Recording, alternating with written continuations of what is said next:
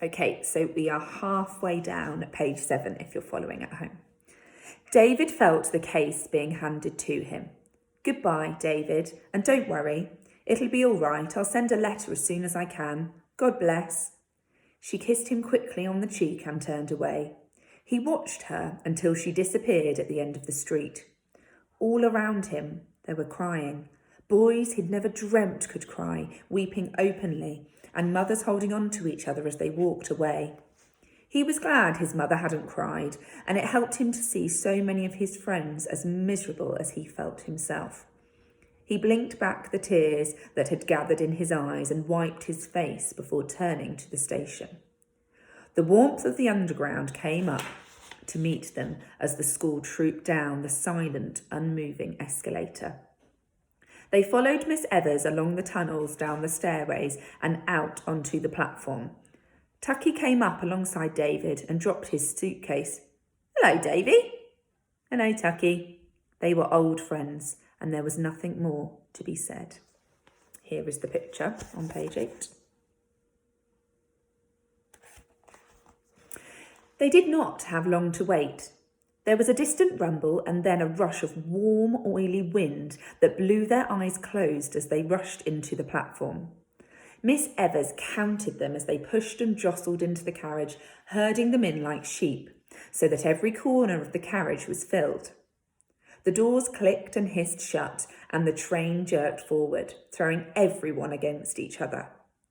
David watched the last Highbury and Islington sign as long as he could, craning his neck until the carriage plunged into the darkness of the tunnel, and it was gone. That's that then, said Tucky, next to him. David nodded and looked up at the parallel rows of handles that swung from the roof of the carriage, always out of reach. And he remembered his father lifting him up high above everyone, and how he'd hung on to the strap next to his father's, looking down on a sea of upturned faces. Miss Evers was shouting at them again. Boys, can you all hear me, boys? Sam, you're not listening. I can see you're not listening. You can't listen and talk at the same time. It's not possible. Now, we've been through this many times before, but I'll just do it once more to make sure. Where are we going, Tucky? Devon, miss. What station do we have to get to Devon, Tucky? Don't know, miss. Paddington, Tucky. We're going to Paddington Station. Whenever Miss Evers wanted to tell them all something, she always asked Tucky first.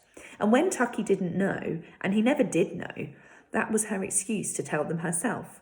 She picked on Tucky mercilessly, and David hated her for it.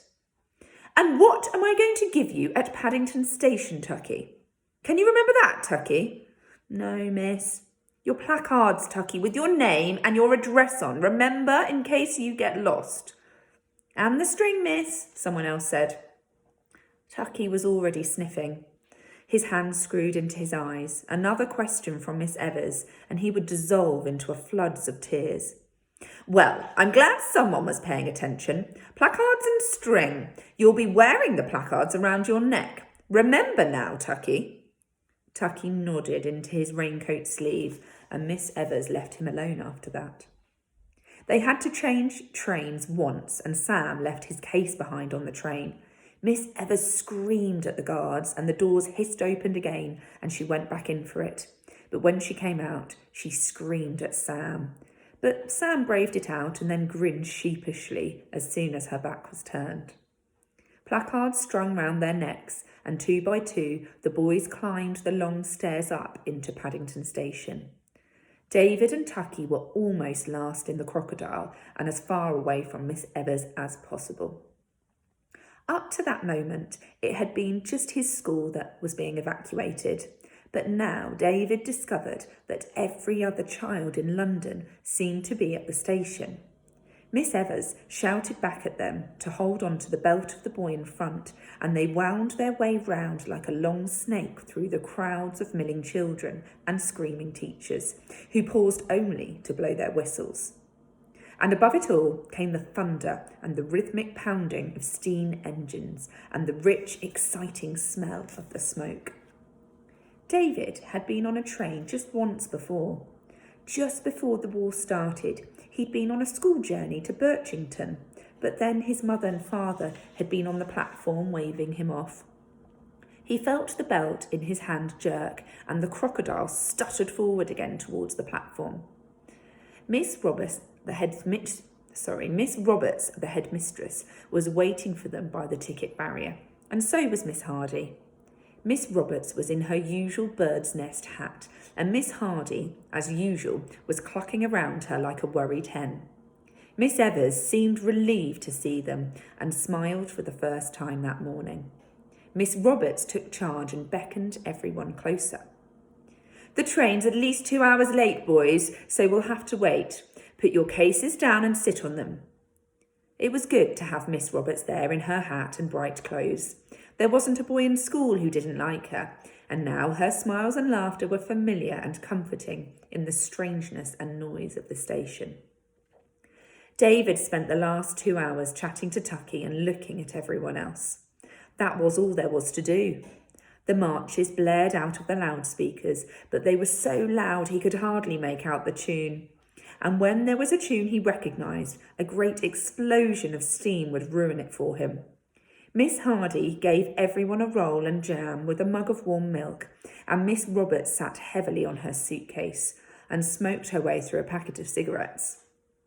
It seemed as if the train would never leave, but it did, 3 hours late. The boys piled into the train, 14 to a carriage, and the train stood there hissing gently. David and Tucky found themselves sitting in Miss Roberts's carriage. They knew it would mean cigarette smoke all the way to Devon, but that was better than Miss Harding's fussing, and a lot better than Miss Evers's waspish tongue. Miss Roberts collected all their placards and put them in the luggage rack above their heads. "You won't need those for a bit. I think I know who you all are." Miss Roberts sat down next to Tucky, and the seat sank. You'll need them again when we get to Devon, if we ever do." She took off her bird's nest hat with a flourish and shook out her red hair, then settled down to a packet of senior service cigarettes and a pile of orange paperbacks.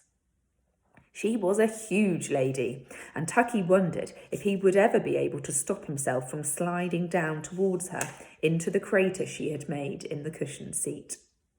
Doors were banging all the way down the train, and a group of sailors ran past, waving and shouting. More banging and a shrill whistle.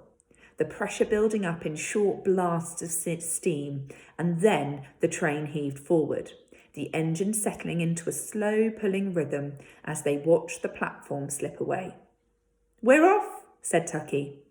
"On our way, boys," said Miss Roberts. "Say goodbye to London, and good luck. Not forever, you know. We'll be back." David stared out of the window and wondered what his mother was doing at that moment and how long it would be before he'd see her again. And that is the end of chapter 1.